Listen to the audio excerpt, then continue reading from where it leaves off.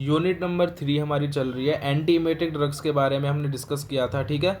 अब आज आगे देख लेते हैं जो इसका क्लासिफिकेशन होता है, उसमें सबसे पहले प्रोकाइनेटिक ड्रग्स हैं, ठीक है। तो इस लेक्चर में हम डिस्कस करेंगे प्रोकाइनेटिक ड्रग्स के बारे में।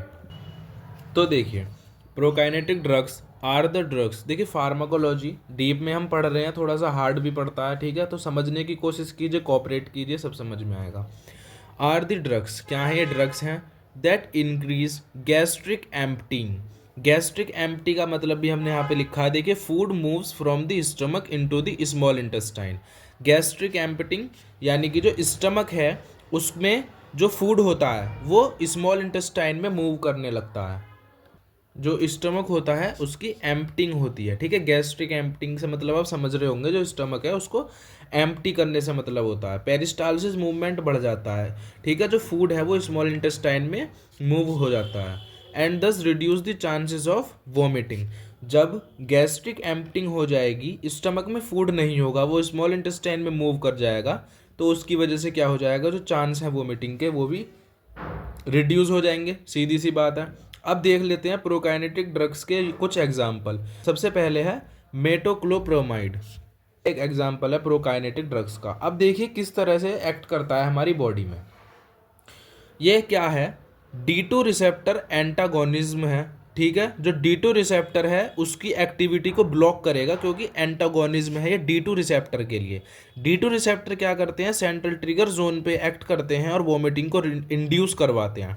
तो ये D2 रिसेप्टर के लिए एंटागोनिज्म है, उनकी एक्टिविटी को रिड्यूस करेगा। And 5-HT4 receptor agonism in GIT। और जो 5TH4 रिसेप्टर होता है उसके लिए ये एगोनिज्म है। जो 5TH4 रिसेप्टर है ये पेरिस्टालसिस मूवमेंट को इंक्रीज करने में, गैस्ट्रिक एम्प्टिंग करवाने में हेल्प करवाता है। GIT में, गैस्ट्रोइंटेस्टाइनल ट्रैक्ट में क्या करेगा, जो D2 रिसेप्टर हैं उनको, उनके लिए तो एंटागोनिज्म का काम करेगा, उनकी एक्टिविटी को ब्लॉक करेगा मेटोक्लोप्रामाइड। और जो आपका GIT में 5TH4 रिसेप्टर है उसके लिए एगोनिज्म का वर्क करेगा, ठीक है। इससे क्या होगा, ACH हार्मोन जो है वो रिलीज होगा आपके GIT में। इसकी वजह से वही जो मैंने आपको बताया, गैस्ट्रिक पेरिस्टालसिस जो है वो इंक्रीज हो जाएगी और आपको रिलैक्सेशन मिलेगी पाइलोरस में, ठीक है। अभी आगे देखिए, सब समझ में आएगा आपको कैसे एक्टिविटी कर रही है ये ड्रग, उसके बारे में देख रहे हैं हम, ठीक है। Plus blockage of D2 and 5-HT3 receptors on the CTZ। Receptor trigger zone जो होती है ब्रेन में, उसके पास D2 और 5-HT3 रिसेप्टर्स सिग्नल पहुंचाते हैं कि वो वोमिटिंग को इंड्यूस करता है, ठीक है। तो ये क्या करते हैं, उनकी एक्टिविटी को ब्लॉक कर देते हैं, तो जो वोमिटिंग रिफ्लेक्स है उसके साथ इंटरफेयर करते हैं। और इस तरह से prokinetic and anti emetic action ये मेटोक्लोप्रामाइड जो है प्रोड्यूस करता है, ठीक है। प्रोकाइनेटिक यानी कि जो पेरिस्टालसिस मूवमेंट है उसको इम्प्रूव करता है, और एंटी इमेटिक यानी कि वोमिटिंग को इनहिबिट करता है, ऐसा एक्शन प्रोड्यूस कर मेटोक्लोप्रामाइड, ठीक है। ये था mechanism of action of metoclopramide, ठीक है। जो मेटोक्लोप्रामाइड एक प्रोकाइनेटिक ड्रग है, इसका मैकेनिज्म ऑफ एक्शन कैसे होता है वो हमने देखा। अब आगे देख लेते हैं इसके uses.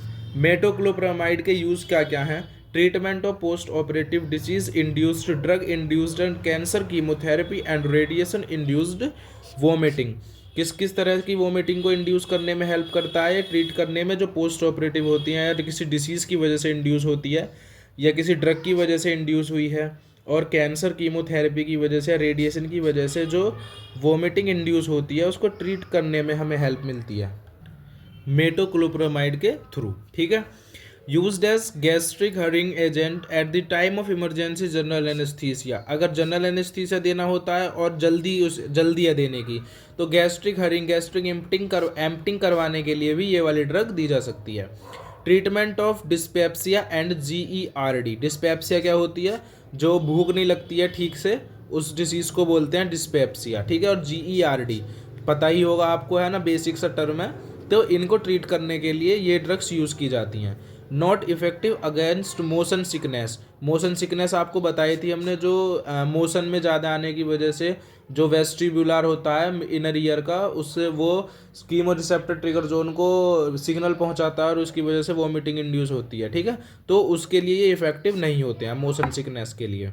Can be used both orally and intravenously. Intravenously और ओरली दोनों तरीके से ये यूज़ किए जा सकते हैं, एडमिनिस्टर किए जा सकते हैं। अब इनके एडवर्स इफेक्ट भी होते हैं कुछ। जो मेटोक्लोप्रोमाइड है, इसके एडवर्स इफेक्ट देख लेते हैं। सिडेशन एंड डायरिया, ठीक है, माइल्ड, कम, थोड़े कम, मतलब मिड माइल्ड होते हैं सिडेशन या डायरिया। गायनेकोमेस्टिया, जो मेल्स होते हैं उनमें फीमेल टाइप चेस्ट जो होती है उनकी इंक्रीज कर जाती है, उसको बोलते हैं गायनेकोमेस्टिया। गैलेक्टोरिया, ठीक है। मसल डिस्टोनिया, मसल्स की प्रॉब्लम होती है ये। मायोक्लोनस, हार्ट से रिलेटेड प्रॉब्लम है। Parkinsonism, on long term use, लंबे टाइम से यूज़ करने की वजह से। Able to cross BBB. BBB क्या होता है? ब्लड ब्रेन बैरियर, ठीक है, इसको क्रॉस करने में ये एबल होता है, जिस वजह से ये सीएनएस यानी कि सेंट्रल नर्वस सिस्टम पे सीधा अफेक्ट डालता है। आगे अगली ड्रग है डोमपेरिडोन, ठीक है। डोमपेरिडोन ये भी प्रोकाइनेटिक ड्रग होती है। ये बीबीबी जो होता है ब्लड ब्रेन बैरियर होता है, उसको क्रॉस नहीं कर सकता। लिमिटेड एंट्री होती है इसकी सीएनएस में, ठीक है। So it does not produce extra pyramidal side effects. जो साइड इफेक्ट्स मेटोक्लोप्रोमाइड प्रोड्यूस कर रहे थे, डोमपेरिडोन वो वाले साइड इफेक्ट प्रोड्यूस नहीं करती, क्योंकि ये बीबीबी यानी कि ब्लड ब्रेन बैरियर को क्रॉस नहीं कर सकती, इस वजह से साइड इफेक्ट्स प्रोड्यूस नहीं करती है। एंटीमेटिक एक्टिविटी प्रोड्यूस करती है because of blockade of D2 receptor. D2 receptor जो कीमो रिसेप्टर ट्रिगर जोन को सिग्नल पहुंचाता है वोमिटिंग को इंड्यूस करने के लिए, उसकी एक्टिविटी को ये ब्लॉक करती है, इसलिए ये एंटी इमेटिक एक्टिविटी प्रोड्यूस करती है। आगे देखिए, used for drug and disease induced vomiting.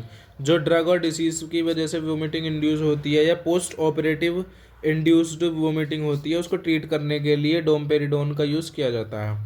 Can produce dry mouth, diarrhoea and headache, ये इसके कुछ साइड इफेक्ट हो सकते हैं। No use in motion and morning sickness, इसमें इसका कोई यूज़ नहीं है, मोशन और मॉर्निंग सिकनेस को ट्रीट नहीं करती। मोस्टली यूज़ ओरली, ज़्यादातर ओरली इसका यूज़ किया जाता है। किस तरह से? टैबलेट या सस्पेंशन की फॉर्म में, ठीक है। नेक्स्ट जो आपकी ड्रग है वो है मोजाप्राइड। प्रोकाइनेटिक ड्रग होती है ये भी, एंटीमेटिक इफेक्ट होता है इसका भी। 5-HT4 एगोनिस्ट है, ठीक है, 5-HT4 के लिए एगोनिस्ट है और 5-HT3 के लिए एंटागोनिस्ट है। तो इसका सीधा सीधा मतलब है GIT एक्शन है, ठीक है। सीधा सीधा मतलब है कि एंटीमेटिक इफेक्ट प्रोड्यूस करेगी, क्योंकि जो 5-HT4 है ये पेरिस्टालसिस को इन्हेंस करता है और जो 5-HT3 है ये आपका वोमिटिंग को इंड्यूस करवाता है। और इन दोनों, और 5-HT4 के लिए एगोनिस्ट है और 5-HT3 के लिए एंटागोनिस्ट एक्शन प्रोड्यूस करेगी गैस्ट्रोइंटेस्टाइनल ट्रैक्ट में, इसलिए एंटीमेटिक है। प्रोड्यूस इंक्रीज्ड GIT मोटिलिटी, ठीक है। Inability to block the D2 receptor makes it less effective. ये क्या करता है? D2 रिसेप्टर को ब्लॉक नहीं कर पाता। डू नॉट मतलब इनेबल होता है D2 ब्लॉक रिसेप्टर को ब्लॉक कर पाने में, इसलिए ज़्यादा इफेक्टिव नहीं होता। Used for the treatment of gastroparesis and GERD, इनके ट्रीटमेंट के लिए भी इसका यूज़ होता है और इसका साइड इफेक्ट होता है ये कार्डियक एरिथमियाज भी प्रोड्यूस कर सकता है। कुछ और प्रोकाइनेटिक ड्रग्स हैं जैसे कि आइटोप्राइड, ठीक है, आइटोप्राइड ड्रग है सिमिलर टू मोजाप्राइड। मोजाप्राइड की तरह ही ड्रग होती है जो हमने ऊपर पढ़ी है। In at mechanism of action and uses, इसके यूजेस और मैकेनिज्म ऑफ एक्शन मोजाप्राइड है, जैसे वो 5-HT4 के लिए एगोनिस्ट है और 5-HT3 के लिए एंटागोनिस्ट है, उसी तरह आइटोप्राइड भी है। But an addition has D2 receptor blocking activity, लेकिन ये D2 रिसेप्टर को ब्लॉक करने की एक्टिविटी भी शो करता है, प्रोड्यूस करता है, इसलिए ये ज़्यादा अच्छा इफेक्ट प्रोड्यूस करेगा एज कम्पेयर टू मोजाप्राइड, ठीक है। ये होगी ईटोप्राइड। और एक प्रोकाइनेटिक ड्रग है सीजाप्राइड, ये भी एंटीमेटिक ड्रग है, लेकिन ये आजकल प्रीफर नहीं की जाती क्योंकि ये arrhythmic problems, high arrhythmic potential cause करती है, ठीक है। अब हम नेक्स्ट लेक्चर में एंटीमेटिक ड्रग्स देखेंगे 5-HT3 एंटागोनिस्ट। उम्मीद है ऊपर वाली जो हमने प्रोकाइनेटिक ड्रग्स पढ़ी है ये आपको अच्छे से समझ में आई होंगी। ठीक है, थैंक यू।